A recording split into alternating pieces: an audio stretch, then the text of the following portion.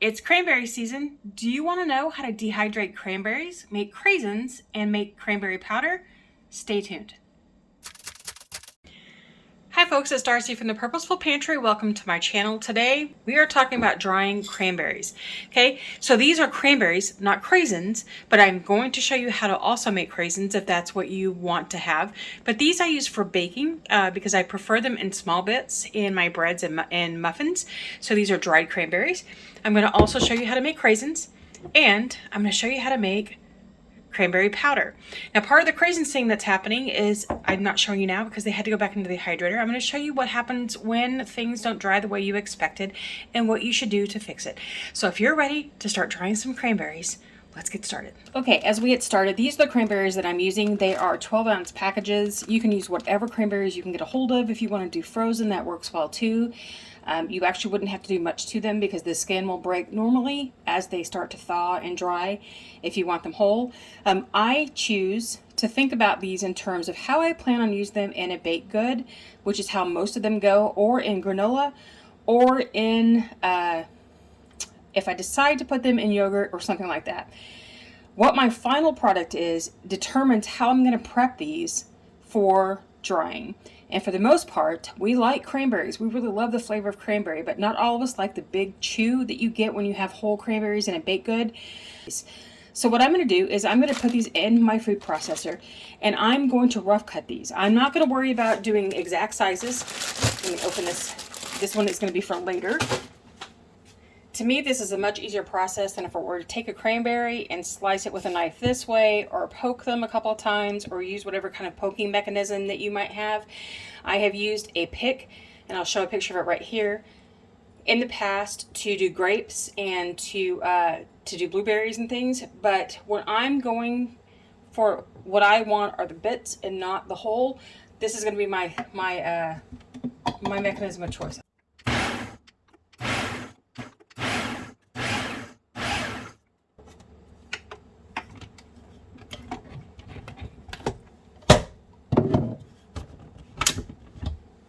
And that is all I need, a really, really rough chop. Now, occasionally as I go through here, I might find some pieces that didn't make it small enough, and I can just quickly pick up those apart with my fingers. And so that's what I get, is a really, really rough chop. So as I begin the dehydrating process, I'm going to pour these out onto my tray. And I do line my trays, because you never know when one of these fruits will decide to let off enough juice that it stains. But some of these pieces are going to get small enough they're going to go through the holes. So I just make sure that I do that. All right, so what I get, a couple of these larger pieces, I'm just going to go ahead and break up because they're already cut. They just need a little extra help.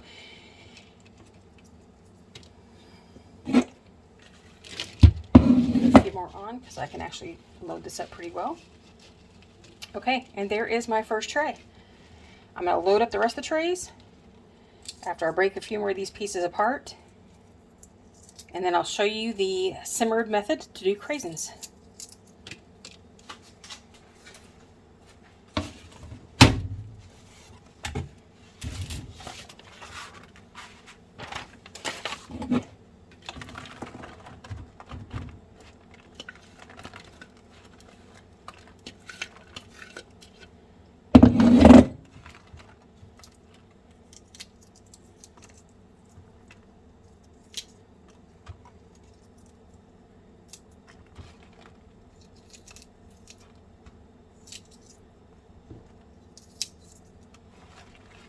Now, if you want to do these half or whole, that's certainly your prerogative. I mean, this is not me telling you this is how you have to do it. This is telling you how I do it because it works best for how we use it. If you're going to cut these in half, then just cut them in half. That's all you need to do. If you're going to poke a hole in them, you need to make sure that you're puncturing them 3 or 4 times, not just one hole, but you want a few of them, because you want to make sure that any juice that's in here, any moisture, because you're not really getting rid of the juice, you're getting rid of the water. But you want to make sure that any moisture has a chance to escape, not just from one tiny hole, but from a couple of them, so that it can be more efficient in its dry time. All right, this was approximately, with these 2 trays, was approximately one bag. Okay, I am, in full disclosure, re-recording this portion of the video. So you're going to see me approach the Craisins at the end of this section from a batch that I did that I was too sidetracked by trying to do all the things at once and let them go too long. So basically what we're doing is we're creating craisins instead of just dried cranberries. You're used to buying craisins in the store that are really super sweet and super soft. And typically we can't reproduce that when you're drying, but this is how you can make them from, if you want to get to that point and not just dry plain cranberries. Now, cranberries, when they're fresh like this, can be quite tart. So a lot of people don't like to just dry these and snack on them like they are. I prefer that for baking without all the added sugars. But if you prefer to have these more sweetened like the craisins in the store, this is how you would do it. So instead, I'm making a simple syrup. That's how I like to do this. You could use orange juice or cranberry juice or any kind of fruit juice that you would like to simmer your cranberries in to create the craisin effect, but I prefer just to go ahead and use simple syrup. And the cool thing about that is that once this is done, the liquid that's left over is a great sweetener for tea, for putting into ginger ale to make a sweet bubbly drink for your kids at Thanksgiving or Christmas or just any time. So what we're going to do is typically simple syrup is a 1-to-1 ratio. So 1 part sugar to 1 part water. But I don't like mine so sweet. We can cut out some sugar that way, and it doesn't need to be so much. So right now I have 4 cups of water. I've already put in 1/2 cup of sugar, and I'm going to go ahead and add the next 1/2 cup. So this gives me a 1-to-4 ratio instead of 1-to-1. So we're going to let this come to a boil, and then basically what we're doing is blanching these cranberries. All we want to do is break the skin. We do not want to cook them, which is what I did first because I wasn't paying attention. And so you just basically want to blanch the cranberries enough that those skins break so that when you dry them, they dry more efficiently, so they dry faster, because if you leave them whole, the moisture doesn't have a way to escape very well, so it takes them much longer. So this is the way to do it to make sure that you can get your craisin, plus make your drying time go faster. I know it seems counterintuitive to soak a cranberry to turn around and dehydrate it, but what you're doing is you're allowing that cranberry to soak up the sugar water, and then as it gets rid of the water, the sugar is left over to make the intensity of sweetness in the cranberry more like a craisin once you're done drying. So right now I'm allowing the sugar to dissolve in the water. I've brought it up to a simmer to try to get it to go a little faster. All right, that's good enough.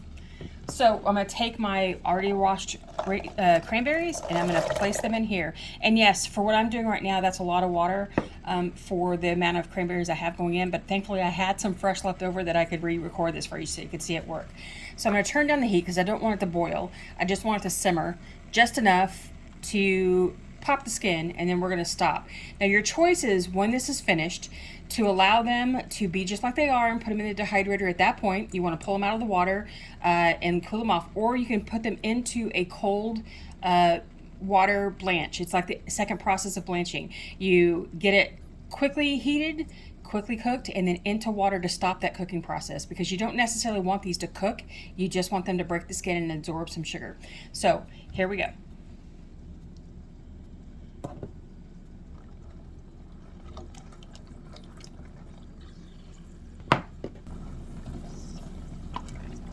Okay, I know you probably can't hear it on the video, but right now I'm hearing a lot of air escaping.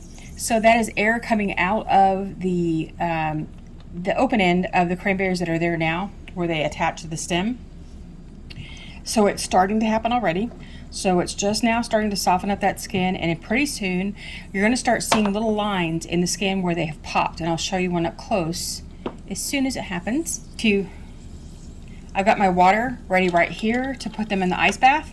Not everybody does that. They sometimes will just take out the cranberries as they are, let them dry off, and then go ahead and put them on the dehydrator. I'm choosing to go ahead and do a quick blanch because I want to make sure that I stop that cooking. I don't want super soft cranberries. I want cranberries. Okay, I'm going to show you this up close. We've got one that's already popped. You can see, oops. You can see it's trying to get away. Do you see that break in the skin right here? That is where the skin starts popping. Now, if you wanted to create a really great cranberry simple syrup, what you would do is just go ahead and allow these to cook in your sugar water. Just keep them going until they've really cooked through. You see the color of the water change to like a really deep pink, light red. That way you can have some cranberry simple syrup, and you can still go ahead and dehydrate the cranberries that are left over. That's basically what's happened in my dehydrator right now. I have those fully cooked cranberries, and then save the water from the simple syrup, and you've got a really deep cranberry flavored syrup.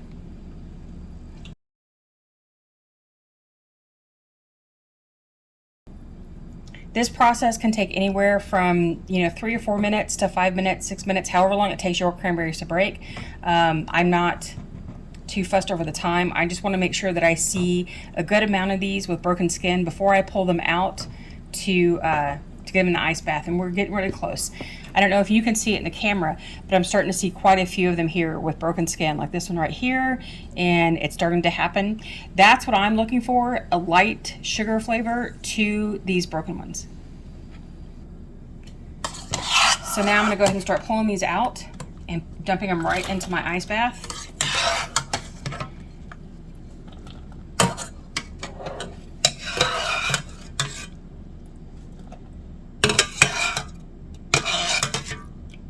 Okay, here's what we have. I could have just left them all, and this is what I should have done, in my strainer, just like that, as I got them out, and then put them in my bath, and it'll work the same way, and that way there's not so much mess trying to clear them up. But here we go. Do we have lots of little broken skin cranberries that are going to be perfect now to dehydrate.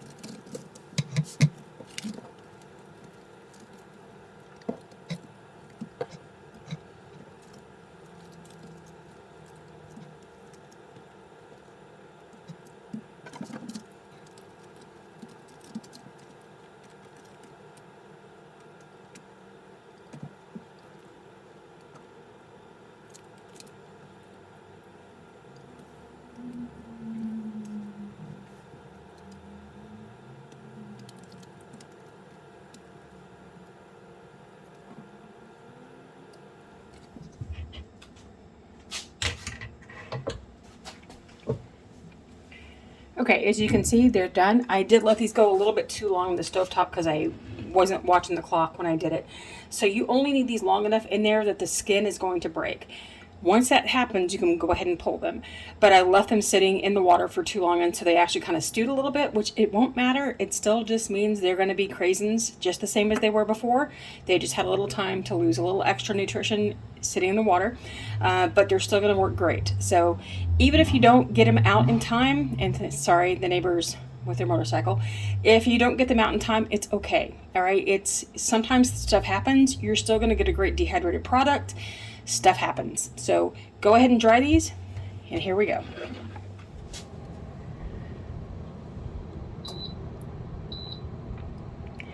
Okay, what we have in the dehydrator is 1, 2, 3, 4, 5 trays of the cranberry bits, and then we have 1 tray of the craisins. This was approximately 1 bag, so that would have been 12 ounces of craisins. So we are going to dry these at, the temperature is going to be 135. I'm not trying to, come on, stop. And we're going to do this for more than 8 hours. We're going to go ahead and set this up to go long because we don't care.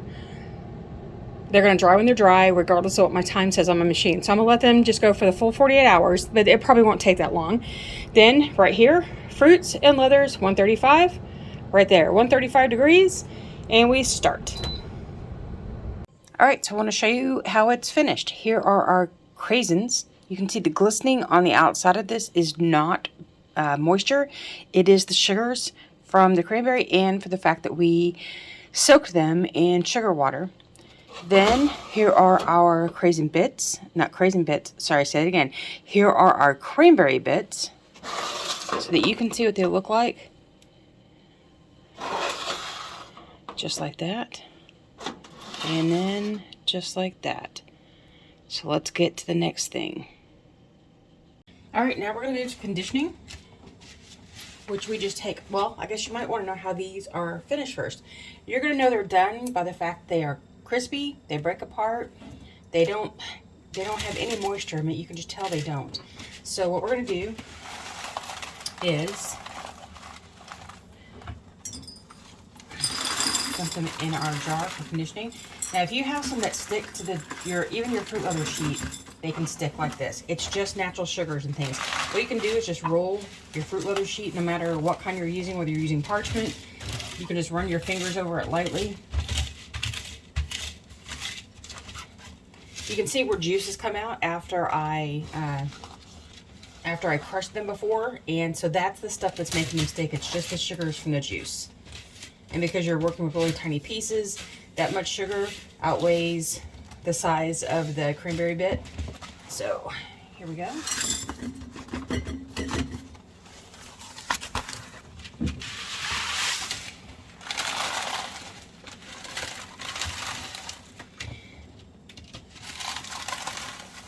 Now what we do next is called conditioning, for those of you who haven't been here before. This is the step that you do to make sure that all of your fruit or vegetables are fully dry, that they are evenly dry, which means you don't have a segment of it that didn't dry, and then you have a whole bunch that did. And then if you store it in the pantry, you're going to find that you're probably going to develop mold because you didn't give it a chance to do that before you put it into airtight containment for storage. So what we do is we take a jar that's bigger than the volume of whatever you're putting in, because you want to give it some room to move, and we're going to make sure that everything is evenly dry, that we find no hints of moisture, and then once we've gone through the conditioning phase, then you can move on to powdering, to storing, however you want to use it.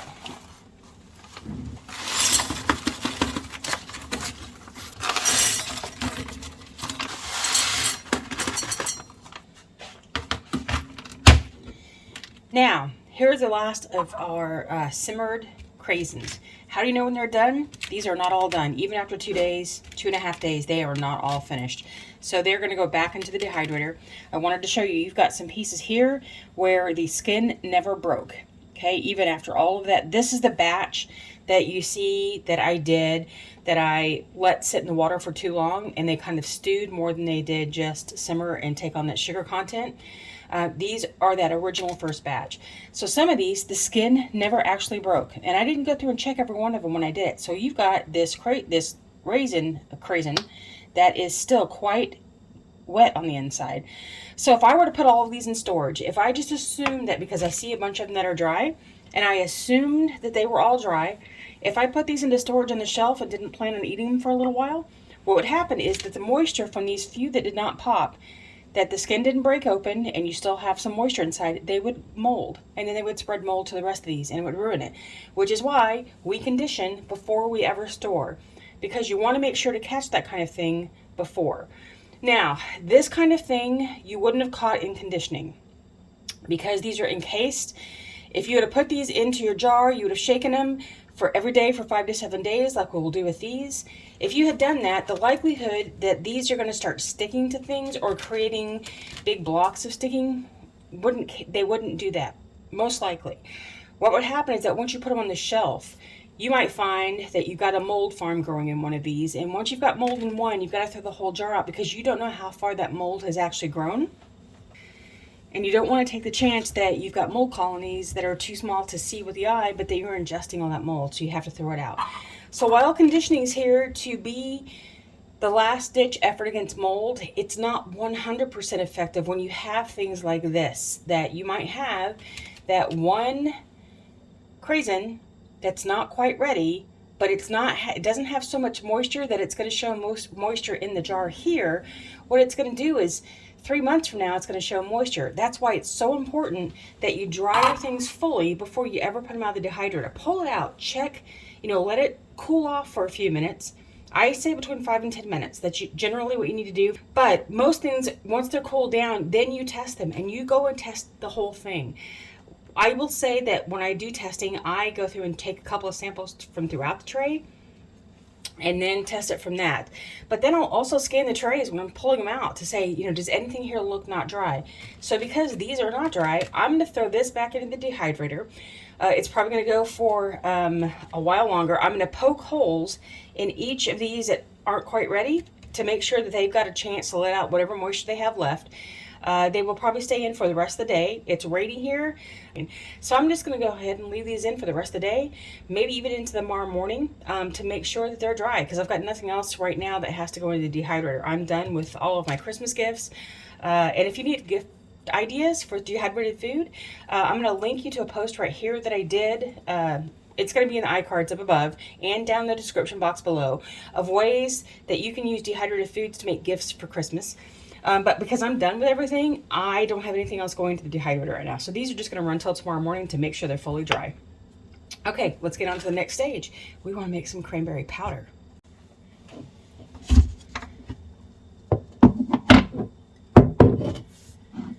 Okay, what you're seeing here is me powdering without turning on my camera.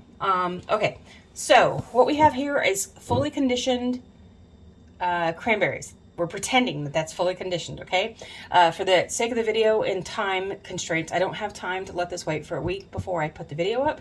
So we're gonna pretend like this has been conditioned. What we've done is we've taken the jar once a day, every day for about 5 to 7 days, you shake it around. What you're looking for is anything sticking to the side of the jar when you turn it. When you have this up here, that's static, it's fine, but if you had larger clumps of any particular fruit and then you shake it, it doesn't immediately come off, then you need to re-dry this. What you will find that sometimes you're going to get what's called compaction sticking, where the weight of all of the fruit, and because of the high sugars, especially with things that have high sugar in it, when you turn it over, those sugars are going to stick here. That's why if you shake it and it comes off, you're fine. If it does still not come off and you give it a really, really good shake, then it's probably you need to throw everything back into the dehydrator, let it go for a little while longer, and start over on your conditioning. So also what you're looking for is any moisture buildup on the jar. You're looking for anything that sticks in clumps here. Even if it's moving around freely, if it's clumping, then that all needs to go back in the dehydrator. If you see mold, you have to throw it all out, because while you see mold form here, there's probably colonies of mold growing all throughout your food already. You need to go ahead and toss it. All right, so I had already started making powder. So what I'm gonna do is I'm just gonna add some more of this to it so I can show you how it works. I'm not going to add a ton because I actually will use this much more than I will use cranberry powder. Okay, so we're going to make some powder. And to show you how to use this, you can use a coffee grinder or you can use a bullet blender like this. You can use a large blender, but only do that with really large quantities of anything. And where powders are concerned, I recommend that you only do enough to get you through a month or two and just grind as needed, because it's going to store much better longer in whole form than it will in powder form. Once you've exposed all of these tiny particles to air, light, and moisture, they degrade faster. So the shelf life on most powders is about 6 to 9 months, versus this could be a couple of years. So what we're going to do is we're going to put our lid on and we're going to grind. But how you work these machines, because a lot of people say I bought a coffee grinder to do this stuff with and it gave out after a couple of times. The thing is that these motors aren't meant to run full capacity all the time. What you want to do is press, and pulse each time for like 5 to 10 seconds to break the things up. Then when you get to the point where it's a good small, when there's a lot of small bits, then you can go ahead and let it grind for about 30 seconds and then let go and then grind some more. Okay, here we go.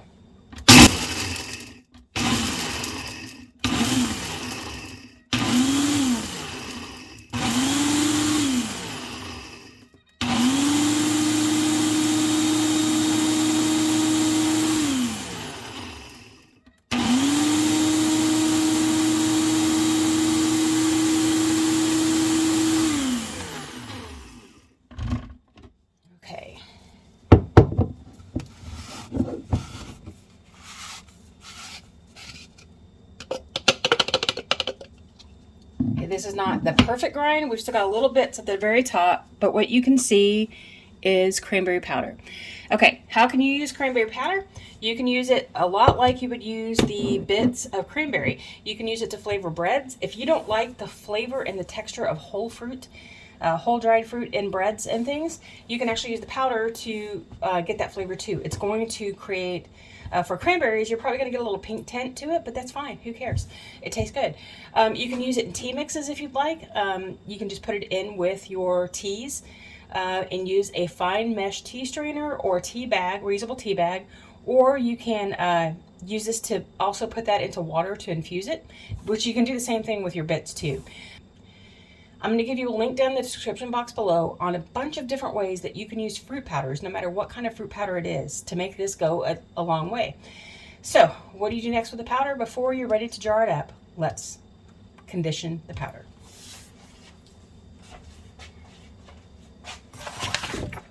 And I am going to use one of my sheets that I just dried everything on because it's fine. What I would do is pour this onto my tray, onto my sheet, and spread it out. Then this sheet goes on top of a cookie sheet, okay? Then what I'm going to do is I'm going to put this into a warmed oven. It's not on, it's warmed. So what I do is I turn it to 170. That's the lowest my oven goes, and I let it preheat. Then I turn it off. Then this goes onto a cookie sheet into my oven, and it stays there for about 15 or 20 minutes just to let this dry out if it needs that last little bit of dryness, okay? Okay, so once you pulled it out of the oven, then you just jar it up and you're ready to go. You have to let it cool. I'm going to say that, I'm sorry. You have to let it cool. Then you go ahead and jar it up with a moisture absorber. Okay, after you've dried, you're going to let it sit out for a little while and cool off. You may see that a crust has formed on the top, and all you need to do is break it up. That's not a thing. But some powders do that. Then you're going to put it into your jar of choice after it's cooled down. And the reason I'm not showing you all the steps, I still have some more of this to make. We are going to use a little bit more of this powder with a couple of trays that I have left for a treat for this week for the family. We're going to do some gluten-free muffins. I'm going to give them a try with cranberry for a house guest that's coming. So what you would do is take your jar, put in a moisture absorber inside of it. When you're doing fruit powders, it's really helpful because what happens is that if your jar is not completely full, the amount of air here still contains a lot of moisture. So when you've capped it off, it's trapped the moisture, and then this can clump after a while. So when you're putting a moisture absorber in, it helps take care of any of that clumping, any of that moisture that's in the jar. And then every time you open it to get some powder out, you're introducing new moisture. So this takes care of that. So you won't never have clumping, but it's one of the ways that you can help. I also have a post down below that shows you a bunch of different ways that you can use to help prevent clumping in your powders. But this is a good one for fruit powders, okay? So I'm not going to jar this up. I'm not going to cap this off yet while we finish. So I hope that gives you a few different ways that you can use cranberries and learn how to dehydrate them and use them in the foods that you make every day. So if you want to see more about dehydrating fruit, click this link right here and enjoy your week. I'll see you again next time. Happy dehydrating.